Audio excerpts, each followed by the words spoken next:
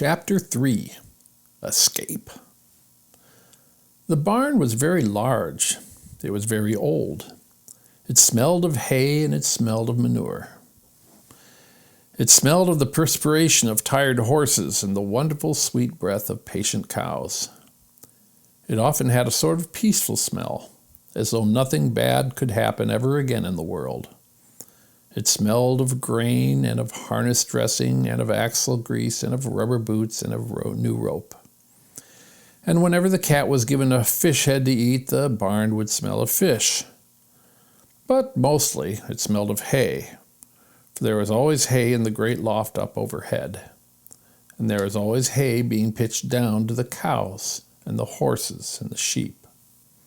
The barn was pleasantly warm in winter, when the animals spent most of their time indoors, and it was pleasantly cool in summer when the big doors stood wide open to the breeze. The barn had stalls on the main floor for the workhorses, tie-ups on the main floor for the cows, a sheepfold down below for the sheep, a pig pen down below for Wilbur, and it was full of all sorts of things you find in barns. Ladders, grindstones, pitchforks, monkey wrenches, scythes, lawnmowers, snow shovels, axe handles, milk pails, water buckets, empty grain sacks, and rusty rat traps. It was the kind of barn that swallows like to build their nests in. It was the kind of barn that children like to play in.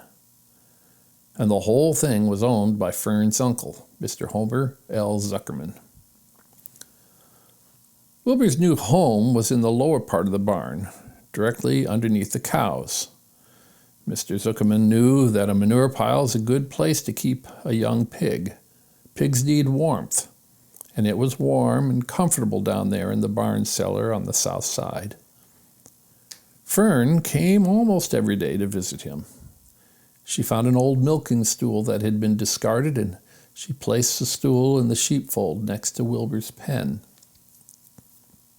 Here she sat quietly during the long afternoons, thinking and listening and watching Wilbur.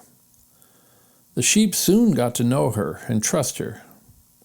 So did the geese who lived with the sheep. All the animals trusted her. She was so quiet and friendly. Mr. Zuckerman did not allow her to take Wilbur out, and he did not allow her to get into the pig pen. But he told Fern that she could sit on the stool and watch Wilbur as long as she wanted to. It made her happy just to be near the pig, and it made Wilbur happy to know that she was sitting right there, right outside his pen.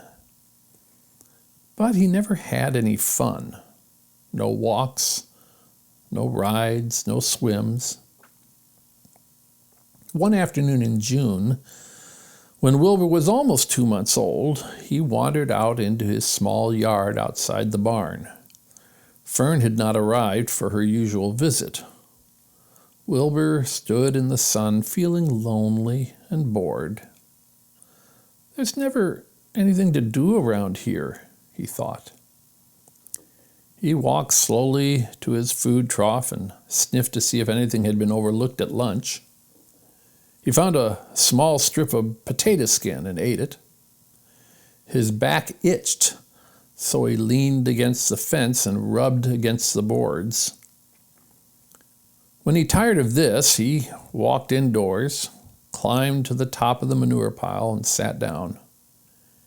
He didn't feel like going to sleep, didn't feel like digging. He was tired of standing still, tired of lying down.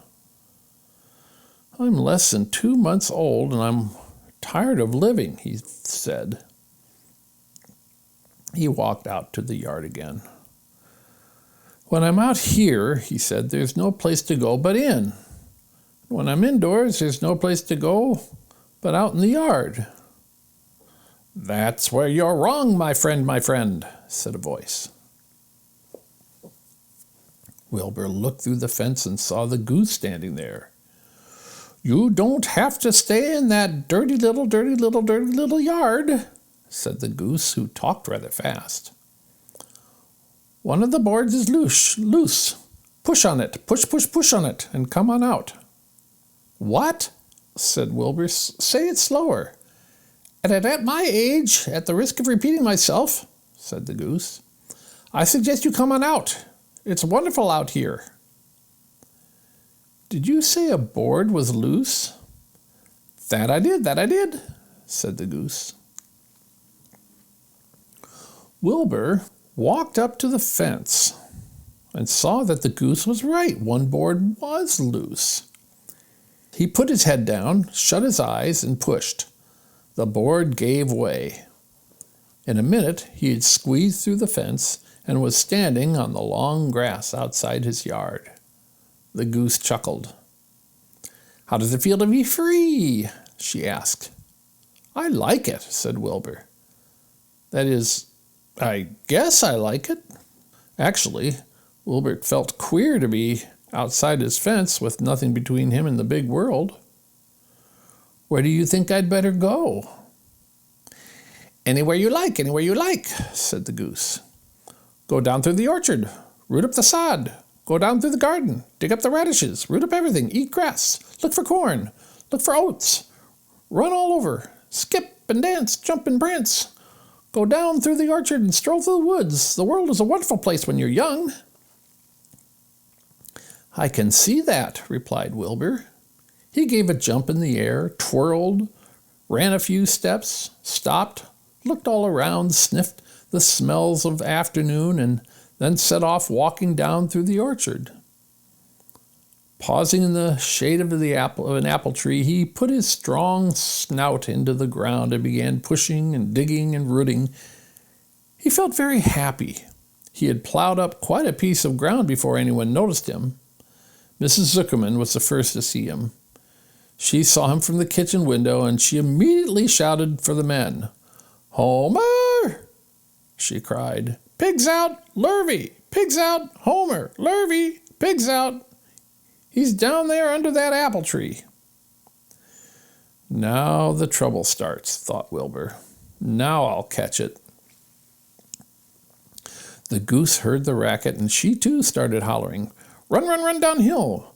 Make for the woods, she shouted to Wilbur. They'll never catch you in the woods. The cocker spaniel heard the commotion, and he ran out from the barn to join the chase. Mr. Zuckerman heard, and he came out of the machine shed where he'd been mending a tool. Lurvy, the hired hand, heard the noise and came up from the asparagus patch where he was pulling weeds. Everybody walked towards Wilbur, and Wilbur didn't know what to do. The woods seemed a long way off, and anyway, he had never been down there in the woods and wasn't sure he would like it. Get around behind him, Lurvy, said Mr. Zuckerman, and drive him toward the barn. And take it easy, don't rush him. I'll go and get a bucket of slops. The news of Wilbur's escape spread rapidly among the animals on the place. Whenever any creature broke loose on Zuckerman's farm, the event was of great interest to the others. A goose shouted to the nearest cow that Wilbur was free, and soon all the cows knew. Then one of the cows told one of the sheep, and soon all the sheep knew. The lambs learned about it from their mothers. The horses in their stalls in the barn pricked up their ears when they heard the goose hollering. And soon the horses had caught on to what was happening. Wilbur's out, they said. Every animal stirred and lifted its head and became excited to know that one of his friends had got free and was no longer penned up or tied fast. Wilbur didn't know what to do or which way to run. It seemed as though everyone was after him. If this is what it's like to be free, he thought, I believe I'd rather be penned up in my own yard. The cocker spaniel was sneaking up on him from one side. Lurvy, the hired man, was sneaking up on him from the other side. Mrs. Zuckerman stood ready to head him off if he started for the garden, and now Mr. Zuckerman was coming down toward him carrying a pail. This is really awful, thought Wilbur. Why doesn't Fern come? He began to cry. The goose took command and began to give orders. Don't just stand there, Wilbur. Dodge about, cried the goose. Skip around, run toward me, slip in and out, in and out, in and out. Make for the woods, twist and turn. The Cocker Spaniel sprang for Wilbur's hind leg. Wilbur jumped and ran. Lurvy reached out and grabbed. Mrs. Zuckerman screamed at Lurvy. The goose cheered for Wilbur. Wilbur dodged between Lurvy's legs. Lurvy missed Wilbur and grabbed the spaniel instead. Nicely done, cried the goose. Try it again. Run downhill, suggested the cows. Run toward me, yelled the gander. Run uphill, cried the sheep. Twist and turn, honked the goose. Jump and dance, said the rooster.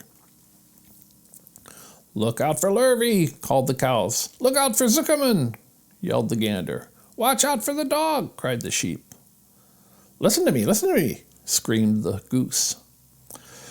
Poor Wilbur was dazed and frightened by this hullabaloo. He didn't like being the center of all this fuss.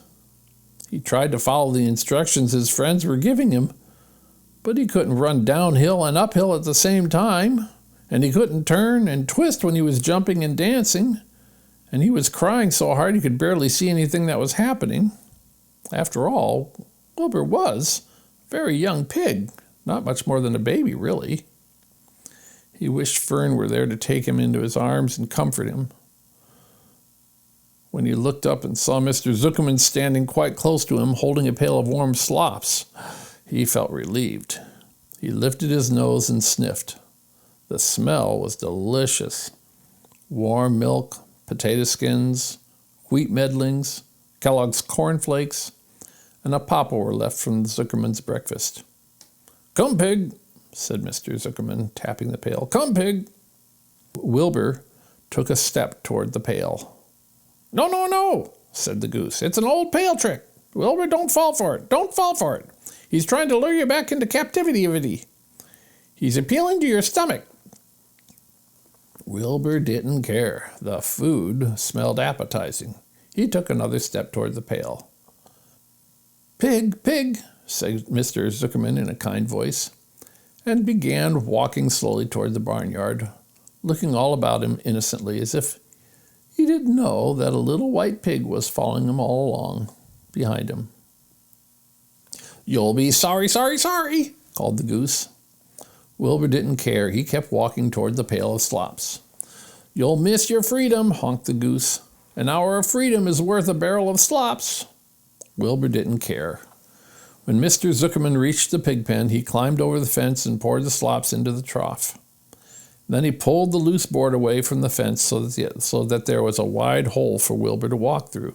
Reconsider, cried the goose. Wilbur paid no attention. He stepped through the fence into his yard. He walked to the trough and took a long drink of slops, sucking in the milk hungrily and chewing the popover. It was good to be home again.